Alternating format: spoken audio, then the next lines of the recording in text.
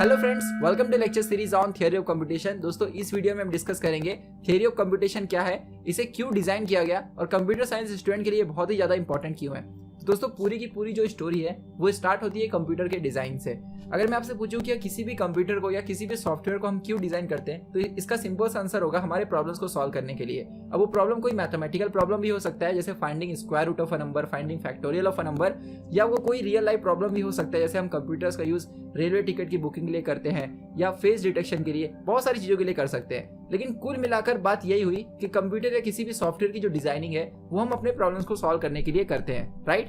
तो दोस्तों, जब हम लोग यहाँ पर बात कर रहे हैं प्रॉब्लम सॉल्विंग की या कंप्यूटर डिजाइनिंग की, तो जरा जो सोचिए कि जो सबसे पहला डिजिटल कंप्यूटर बनाया गया होगा, तो क्या ऐसा है क्या हार्डवेयर बना के फटाफट उसे जोड़ दिया गया होगा? नहीं, सबसे पहले उसकी पूरी थ्योरी बनाई गई होगी ना। अगर हम इलेक्ट्रॉनिक या इलेक्ट्रिकल के पर्सपेक्टिव से बात करें, तो सबसे पहले ये सोचा गया होगा कि कौन कौन से हार्डवेयर कंपोनेंट्स लगेंगे, उन्हें कैसे मैन्युफैक्चर किया जाएगा, उन्हें कैसे ऑर्गेनाइज किया जाएगा, उन्हें कैसे असेंबल किया जाएगा। अगर हम लोग कंप्यूटर साइंस के हिसाब से बात करें, मतलब अगर हम कंप्यूटर साइंस के पर्सपेक्टिव से देखें, तो कौन से पॉइंट्स सबसे ज्यादा इंपॉर्टेंट होंगे किसी भी कंप्यूटर या किसी भी सॉफ्टवेयर को डिजाइन करने के पहले।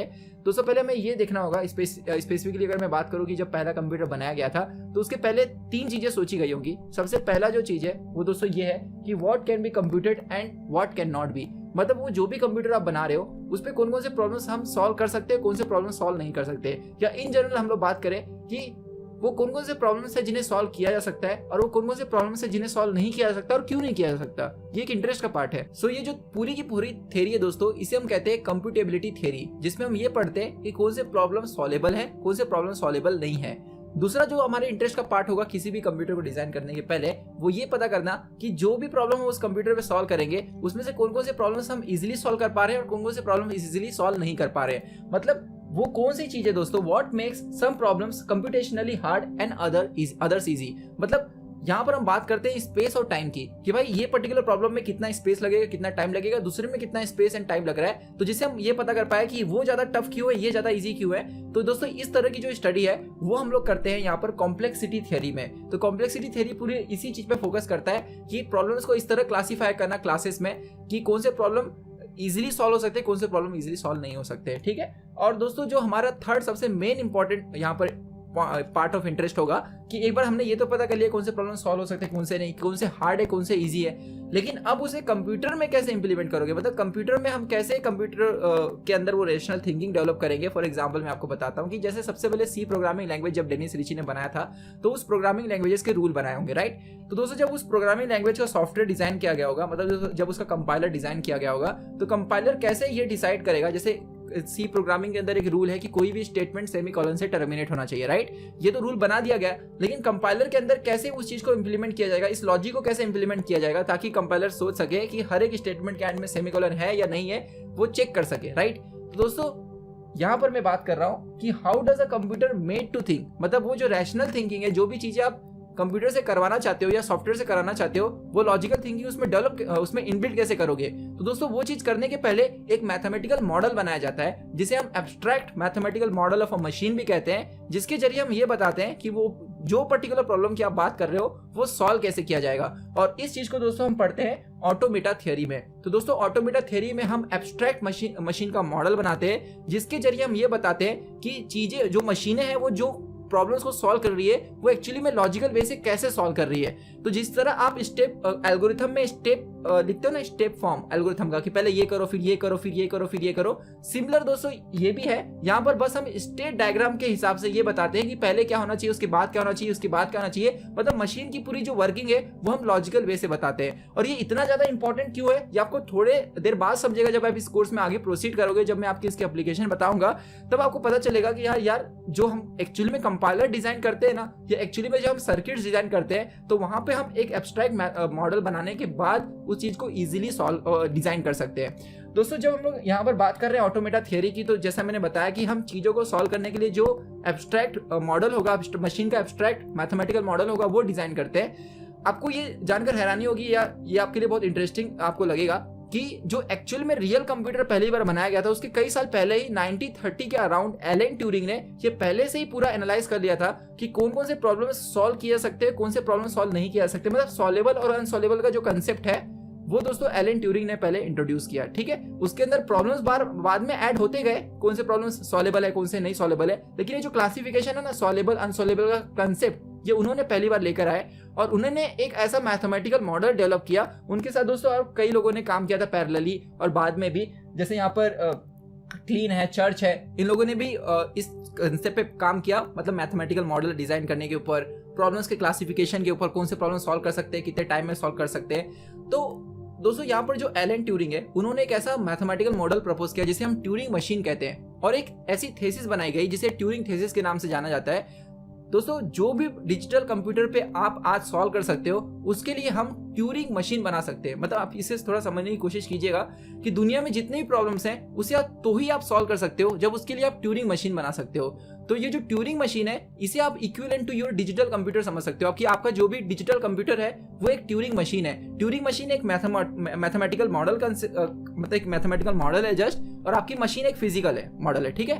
तो दोस्तों अगर आपको मैं ये बोलूं कि भाई ये पर्टिकुलर प्रॉब्लम सॉल्वेबल है या नहीं सॉल्वेबल है, तो अगर उसका ट्यूरिंग मशीन एग्जिस्ट करता है, मतलब उसके लिए ट्यूरिंग मशीन डिजाइन की जा सकती है, तब वो प्रॉब्लम सॉल्वेबल है। अगर डिजाइन नहीं की जा सकती मतलब प्रॉब्लम सॉल्वेबल नहीं है। तो दोस्तों एक जो ट्यूरिंग थेसिस है वो कुछ इस तरह का स्टेटमेंट देता है कि a function on the natural numbers can be calculated by an effective method if and only if it is computable by a Turing machine। अगर आपको यहाँ पर कुछ नहीं समझ रहा होगा तो आप बस वेट कीजिएगा, जैसे जैसे दोस्तों में कोर्स में आगे प्रोसीड करेंगे और आप ये सीखते जाएंगे कि प्रॉब्लम को सॉल्व करने के लिए ये मशीनों का मैथमेटिकल मॉडल कैसे बनाया जाता है। धीरे धीरे आपको क्लियर होने लगेगा कि जब हम ट्यूरिंग मशीन पे पहुंचेंगे तो आप देखेंगे कि दुनिया में जितने भी प्रॉब्लम्स है, मैं ये प्रूव करके दिखाऊंगा, यूनिवर्सल ट्यूरिंग मशीन हम डिजाइन करेंगे कि जितने भी प्रॉब्लम्स हम डिजिटल कंप्यूटर पे सॉल्व कर सकते हैं, उसके लिए हम मैथमेटिकल मॉडल जो ट्यूरिंग मशीन का है वो बना सकते हैं। अगर हम नहीं बना पा रहे हैं तो दोस्तों कहीं ना कहीं वो प्रॉब्लम जो है वो सॉल्वेबल नहीं है। हम नहीं बना पा रहे मतलब कोई भी नहीं बना पाया, ऐसा नहीं कि मुझे नहीं आ रहा है मतलब एग्जिस्ट ही नहीं कर रहा। अगर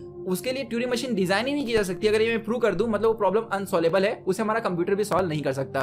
तो ये बहुत ही इंटरेस्टिंग कंसेप्ट है जो हम ये पूरे सब्जेक्ट के एंड में देखने वाले हैं। तो कुल मिला के दोस्तों आपको इतना तो पता चल गया कि ये जो सब्जेक्ट है थियरी ऑफ कंप्यूटेशन, ये किसके बारे में, ये दोस्तों 3 चीजों के बारे में है। पहला हमने देखा, जो अभी मैंने 3 पार्ट्स आपको दिखाए थे, सबसे पहले ये पता करना कि कोई प्रॉब्लम सॉल्वेबल है या नहीं सॉल्वेबल है, यानी कॉम्पेटिबिलिटी थ्योरी। देन उसके बाद कोई प्रॉब्लम इजी है या हार्ड यानी कॉम्प्लेक्सिटी थ्योरी। फिर अगर वो प्रॉब्लम को सॉल्व करना है तो उसके लिए मैथमेटिकल एब्स्ट्रैक्ट मॉडल कैसे बनाया जाएगा, जिसके थ्रू मैं बताऊं कि प्रॉब्लम सॉल्व कैसे मशीनों के द्वारा कैसे सॉल्व किया जाएगा, राइट। मतलब जो लॉजिकल स्टेप्स है, पहले क्या होगा, कैसे होगा, बाद में क्या होगा, राइट। तो दोस्तों ये जो है 3 चीजें, थर्ड वाला क्या है, automata theory. First computability theory, complexity theory, automata theory. ये तीनों ही चीजों को ये पूरे चैप्टर में पूरे सब्जेक्ट में पढ़ा जाता है, थियरी ऑफ कंप्यूटेशन। तो theory of computation is all about computational theory, या इसे दोस्तों हम थियरी ऑफ कंप्यूटर साइंस भी कहते हैं। तो एक्चुअली में कंप्यूटर साइंस में हम क्या पढ़ते हैं, प्रॉब्लम्स को सॉल्व करने के स्किल्स को पढ़ते हैं, स्किल्स को डेवलप करते हैं, राइट। तो अलग अलग जितने भी सब्जेक्ट्स आप कंप्यूटर साइंस में देखोगे, majority subject, algorithms, data structures, जितने भी सब्जेक्ट्स हैं, सब में आप क्या मेन फोकस क्या होता है, प्रॉब्लम को सॉल्व करना। और जब हम लोग प्रॉब्लम के सॉल्व करने की बात करते हैं तो ये 3 जो चीजें मैंने आपको बताई, ये 3 चीजें सबसे ज्यादा मैटर करती है। और इसलिए दोस्तों ये सब्जेक्ट बहुत ही ज्यादा इंटरेस्टिंग है, और आप जैसे जैसे कोर्स में आगे पढ़ोगे आपके लिए सब्जेक्ट बहुत ही ज्यादा, मेरे को लगता है कि आपका सबसे फेवरेट सब्जेक्ट ही हो जाएगा, ठीक है। और यहाँ पर मैं आपको ये बताना चाहूंगा कि दोस्तों जब हम लोग बात कर रहे हैं कंप्यूटर्स की, तो देखो हर एक कंप्यूटर की अलग अलग कैपेबिलिटी होती है। जैसे अगर हम लोग यहाँ पर बात करें कैलकुलेटर की, स्मार्ट वॉच की या लैपटॉप की, तो दोस्तों ये सारे के सारी चीजें तो है तो कंप्यूटर ही, राइट। अब जो कैलकुलेटर में दोस्तों हम सिर्फ plus minus, addition, subtraction, powers, trigonometry, ये सब सॉल्व कर सकते हैं। जो दोस्तों लैपटॉप कर सकता है वो ये कैलकुलेटर नहीं कर सकता, जो स्मार्ट वॉच कर सकता है वो कैलकुलेटर नहीं कर सकता। सबकी अलग अलग पावर है। सिमिलरली ये जितने भी प्रॉब्लम्स एग्जिस्ट करते हैं ना, पूरे अभी तक जितने भी प्रॉब्लम्स को हम लोगों ने फेस किया है, उसे हम लोगों ने एनालाइज किया और ये देखा गया कुछ ऐसे प्रॉब्लम्स थे जिनके लिए एक्स्ट्रा स्पेस नहीं चाहिए। अगर मोर स्पेसिफिक में बोलूं तो एक्स्ट्रा स्टैक मेमोरी नहीं चाहिए। दोस्तों कुछ प्रॉब्लम्स के लिए एक्स्ट्रा स्टैक मेमोरी नहीं चाहिए। कुछ प्रॉब्लम्स ऐसे थे जिनके लिए 1 स्टैक की मेमोरी जरूरत थी, कुछ ऐसे प्रॉब्लम्स थे जिनके लिए 2 स्टैक की मेमोरी की जरूरत थी। अब आपको लगेगा सर ये कौन से प्रॉब्लम है जिनके लिए स्टैक की जरूरत होती है, कौन से के लिए स्टैक की जरूरत नहीं होती है। तो अभी हम जैसे जैसे कोर्स में 10-12 वीडियोस आगे आ जाएंगे और आपको अपने आप समझने लगेगा। फाइनाइट ऑटोमेटा नाम का दोस्तों हम कंसेप्ट पढ़ेंगे, फिर उसके बाद पुश डाउन ऑटोमेटा नाम का कंसेप्ट पढ़ेंगे। वो सारे कंसेप्ट होते होते आपको धीरे धीरे समझने लगेगा कि क्यों कुछ प्रॉब्लम को सॉल्व करने के लिए मेमोरी यानी स्टैक की जरूरत होगी और कुछ प्रॉब्लम को सॉल्व करने के लिए स्टैक की जरूरत नहीं होगी। तो दोस्तों इस तरह जो हमारे प्रॉब्लम्स है उन्हें वेरियस क्लासेस में, वेरियस पार्ट्स में क्लासिफाई किया गया है। किस बेसिस पे, उनके लिए जो भी मैथमेटिकल मॉडल बनाया जा रहा है मशीन का, वो एक्स्ट्रा मेमोरी ले रहा है कि नहीं ले रहा है, ठीक है। तो कुल मिलाकर ये चैप्टर में हम जितने भी मैथमेटिकल मॉडल मशीन्स के देखने वाले हैं उसे हम कुछ इस तरह क्लासीफाई कर सकते हैं। दोस्तों सबसे जो मेन है वो है ट्यूरिंग मशीन, जिसमें हम हर तरह के उन प्रॉब्लम को सॉल्व कर सकते हैं जो सॉल्वेबल है। तो सारे सॉल्वेबल प्रॉब्लम हम ट्यूरिंग मशीन से सॉल्व कर सकते हैं। उसके अंदर दोस्तों हम देखने वाले लीनियर बाउंडेड ऑटोमेटा। ये देखो मैं एक के अंदर एक बना रहा हूँ, क्यों अभी थोड़ी देर में बताता हूँ। फिर दोस्तों हम लोग देखेंगे push down automata, then we will see finite automata. तो दोस्तों फाइनाइट ऑटोमेटा सबसे सिंपलेस्ट मशीन है दोस्तों, जो फाइनाइट ऑटोमेटा सॉल्व कर सकता है जिन प्रॉब्लम्स को, उन प्रॉब्लम्स को पुश डाउन ऑटोमेटा भी सॉल्व कर सकता है। ये जो मैं ऑटोमेटा कह रहा हूँ, ये बेसिकली दोस्तों वो एब्स्ट्रैक्ट मैथमेटिकल मॉडल का ही दूसरा नाम है। ऑटोमेटा मतलब abstract mathematical model of a machine, समझे। तो दोस्तों फाइनाइट ऑटोमेटा एक ऐसी मशीन है जो एक्स्ट्रा मेमोरी नहीं लेती है किसी भी प्रॉब्लम को सॉल्व करने के लिए। इससे दोस्तों आपको तुरंत ये समझ में आ गया होगा कि वो प्रॉब्लम जिसके लिए एक्स्ट्रा मेमोरी चाहिए उसे हम फाइनाइट ऑटोमेटा में सॉल्व नहीं कर सकते। तो दोस्तों कुछ ऐसे प्रॉब्लम्स है जो यहाँ नहीं सॉल्व हो सकते लेकिन यहाँ सॉल्व हो सकते हैं। कुछ ऐसे प्रॉब्लम्स है जो पुश डाउन ऑटोमेटा सॉल्व नहीं कर सकता लेकिन लीनियर बाउंडेड ऑटोमेटा कर सकता है। कुछ प्रॉब्लम्स ऐसे हैं जो लीनियर बाउंडेड ऑटोमेटा नहीं कर सकता लेकिन ट्यूरिंग मशीन कर सकती है। ठीक है, उल्टा वाला ट्रू नहीं होता, मतलब कुछ ऐसे प्रॉब्लम्स होंगे जो पुश डाउन ऑटोमेटा तो कर सकता है लेकिन फाइनाइट ऑटोमेटा नहीं कर सकता। ठीक है, तो ऐसा नहीं कि हर एक प्रॉब्लम जो पुश डाउन ऑटोमेटा कर सकता है वो फाइनाइट ऑटोमेटा कर सके। इसलिए तो दोस्तों यहाँ पर ऐसा बनाया गया ना कि फाइनाइट ऑटोमेटा को इसका सबसेट दिखाया गया है, मतलब ये जो भी ये कर सकता है वो ये कर सकता है, लेकिन ये जो कर सकता है वो सबका सब ये नहीं कर सकता। ठीक है, तो आई होप आपको इतना तो क्लियर हो गया होगा, आपको नाम जो है वो बेसिक पता चल गए। 4 टाइप की यहाँ पे हम मशीनें देखने वाले हैं। इसके अंदर और भी क्लासिफिकेशन है लेकिन उसको अगर मैं अभी बताऊंगा तो शायद आपको नहीं समझेगा। डिटरमिनिस्टिक, नॉन डिटरमिनिस्टिक वर्जन्स होते हैं। लेकिन दोस्तों ये पूरा का पूरा हमारा जो सब्जेक्ट है उसमें जो हम एब्स्ट्रैक्ट मॉडल ऑफ मशीन देखने वाले हैं वो बेसिकली ये 4 टाइप्स के। सो अगर दोस्तों आपको ये क्लियर है तो आइए मैं आपको बताता हूँ कि थ्योरी ऑफ कंप्यूटेशंस के एप्लीकेशंस क्या है। वैसे तो बहुत सारे एप्लीकेशंस हैं लेकिन मेन एप्लीकेशन में फोकस करना चाहूंगा।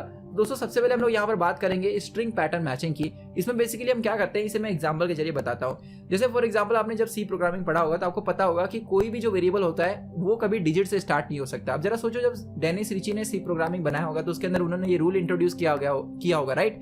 लेकिन पहला जो कैरेक्टर है वो डिजिट नहीं है, ये कंपाइलर कैसे चेक करेगा। तो इसके लिए दोस्तों पहले हम कुछ मॉडल्स बनाते हैं जिन मॉडल्स के जरिए हम ये बताते हैं कि कंपाइलर लॉजिकली उस चीज को कैसे चेक करेगा। और ये मॉडल है दोस्तों फाइनाइट ऑटोमेटा वाला। जो अभी मैंने आपको पूरा क्लास मशीन्स के टाइप्स दिखाए थे उसके एकदम जो इनर मोस्ट वाला सर्कल था उसमें मैंने फाइनाइट ऑटोमेटा लिखा था। दोस्तों हम फाइनाइट ऑटोमेटा का यूज करके ये चेक कर सकते हैं कि कोई भी जो स्ट्रिंग है वो पर्टिकुलर रूल को फॉलो कर रहा है कि नहीं। मतलब जब मैं स्ट्रिंग की बात कर रहा हूँ तो मैं सेट ऑफ कैरेक्टर्स की बात कर रहा हूँ। जैसे एक वेरिएबल आपने डिफाइन किया, यहाँ पर डिक्लेयर किया कुछ इस तरह 2ab, तो ये जो दोस्तों यहाँ पर हमारे पास वेरिएबल का नाम है ये एक स्ट्रिंग है। स्ट्रिंग मतलब सेट ऑफ कैरेक्टर्स। ये किससे स्टार्ट हो रहा है, 2 से स्टार्ट हो रहा है, तो ये इनवैलिड वेरिएबल नेम है। तो इसे कैसे चेक किया जाएगा, इसके लिए एक पर्टिकुलर स्टेट मशीन बनाई जाती है। कैसे बनाई जाती है आने वाले हम लोग इसी कोर्स में देखने वाले हैं। उस दोस्तों मशीन के जरिए हम ये पता कर सकते हैं कि जो भी रूल है लैंग्वेज का वो दोस्तों आपने जो भी वेरिएबल का नाम लिखा है वो फॉलो कर रहा है कि नहीं कर रहा है। ठीक है, कैसे करता है ये आप इसके लिए आपको थोड़ा वेट करना पड़ेगा, हम इस सब्जेक्ट में देखने वाले हैं। दोस्तों नेक्स्ट एप्लीकेशन की बात करेंगे तो नेक्स्ट एप्लीकेशन है कंपाइलर डिजाइन। दोस्तों कोई भी जो आपने स्टेटमेंट, ये मैंने आपको थोड़ी देर पहले बताया था कि कोई स्टेटमेंट सेमीकोलन से टर्मिनेट हो रहा है कि नहीं। अभी हमने देखा कि वेरिएबल का नाम डिजिट से तो नहीं स्टार्ट हो रहा है। ऐसे जो भी सिंटेक्स वाले रूल होते हैं वो आपने जो भी प्रोग्राम लिखा हुआ है वो उस सिंटेक्स के रूल को फॉलो कर रहा है कि नहीं, ये कंपाइलर कैसे पता कर पाता है। उसके लिए दोस्तों हम यूज करते हैं थ्योरी ऑफ कंप्यूटेशन की। इसके अंदर जो भी हम वेरियस डिजाइन देखने वाले मशीन्स की, और मशीन के साथ दोस्तों हम अभी आपको मैं बाद में बताऊंगा ग्रामर्स होते हैं, उन ग्रामर्स का यूज करके दोस्तों हम ये पता कर सकते हैं कि आपका जो भी आपने प्रोग्राम लिखा हुआ है वो सिंटेक्स रूल को फॉलो कर रहा है या नहीं फॉलो कर रहा है। तो आई होप आपको इतना तो अच्छे से क्लियर हो गया होगा कि जो कंपाइलर डिजाइन है, अगर आपको कंपाइलर डिजाइन करना है तो आपको ये सब्जेक्ट तो पढ़ना ही पड़ेगा। इसके बिना कोई भी आदमी कंपाइलर डिजाइन नहीं कर सकता। ठीक है, तो इसके बाद दोस्तों जो नेक्स्ट एप्लीकेशन है वो है कंट्रोल यूनिट डिजाइन। ये बेसिकली जब मैं आपको कंप्यूटर आर्किटेक्चर और ऑर्गेनाइजेशन पढ़ाऊंगा तो उसमें हम लोग देखेंगे कि जब हम काउंटर की डिजाइन करते हैं तो या किसी भी पर्टिकुलर शिफ्ट रजिस्टर्स की डिजाइन करते हैं, ऐसे बहुत सारी डिजाइनिंग है। जब भी हम कंट्रोल यूनिट को पूरा डिजाइन करते हैं दोस्तों, सीपीयू डिजाइनिंग में एक कंट्रोल यूनिट पार्ट होता है। तो उस कंट्रोल यूनिट को डिजाइन करने के लिए ऐसा नहीं कि पहले आप हार्डवेयर लाके जोड़ना स्टार्ट कर देते हो, नहीं, वो कैसे काम करेगा उसका पहले एक मैथमेटिकल एब्स्ट्रैक्ट मॉडल बनाते हो। तो दोस्तों वो भी बनाना आप कहाँ सीखोगे, इसी सब्जेक्ट में सीखने वाले हो, फाइनाइट ऑटोमेटा में। तो आगे मैं आपको डिजिटल लॉजिक में बताऊंगा जब हम काउंटर्स की डिजाइन पढ़ेंगे उसमें कैसे हम काउंटर्स को डिजाइन करने के पहले उसका एब्स्ट्रैक्ट मॉडल बनाते हैं। तो दोस्तों कंट्रोल यूनिट डिजाइन में भी इसका यूज होता है, और सबसे मेन जो यूज मैं आपको बताना चाहूंगा, लेटेस्ट यूज या मॉडर्न यूज कर सकते हो, वो है आर्टिफिशियल इंटेलिजेंस में, जहां पर दोस्तों हम न्यूरल ट्यूनिंग मशीन नाम की चीज डिजाइन कर रहे हैं, जिसमें हम ये बेसिकली देखना चाहते हैं क्या हम ऐसा कोई मशीन बना सकते हैं जो आर्टिफिशियल इंटेलिजेंस के कंसेप्ट का यूज करके खुद प्रोग्राम्स लिख सके। अभी हम प्रोग्राम मैनुअली लिखते हैं, लेकिन मशीनें खुद अपना प्रोग्राम लिख सके, क्या ऐसा किया जा सकता है कि नहीं? तो वहां पे न्यूरल ट्यूनिंग मशीन नाम का कंसेप्ट है, तो वो डेवलप करने की कोशिश की जा रही है। सो दोस्तों ये थे कुछ मेन एप्लीकेशन जो मैंने आपको बताया। जब आप कंपाइलर डिजाइन का कोर्स पढ़ोगे तब आपको समझ में आएगा कि ये जो सब्जेक्ट है ये बहुत ज्यादा इंपॉर्टेंट क्यों है, और पूरा का पूरा जो कंपाइलर डिजाइन है वो दोस्तों इसी पूरे सब्जेक्ट के ऊपर बेस्ड है। तो आइए दोस्तों अब हम लोग नेक्स्ट वीडियो में मिलते हैं और समझते हैं कि ये जो पूरी की पूरी मैंने आपको कहानी बताई ऑटोमेटा थियरी की, मशीन डिजाइनिंग की, इसको डिजाइन करने के पहले उसके बेसिक्स क्या क्या है। मतलब आपको पहले कुछ बेसिक्स समझना होगा, जैसे concept of alphabet, strings, language, ये सारी चीजें समझने के बाद दोस्तों हम लोग स्टार्ट करेंगे सबसे सिंपलेस्ट मैथमेटिकल मॉडल की, जिसका नाम है फाइनाइट ऑटोमेटा। तो मिलते हैं दोस्तों नेक्स्ट वीडियो में। बहुत बहुत धन्यवाद।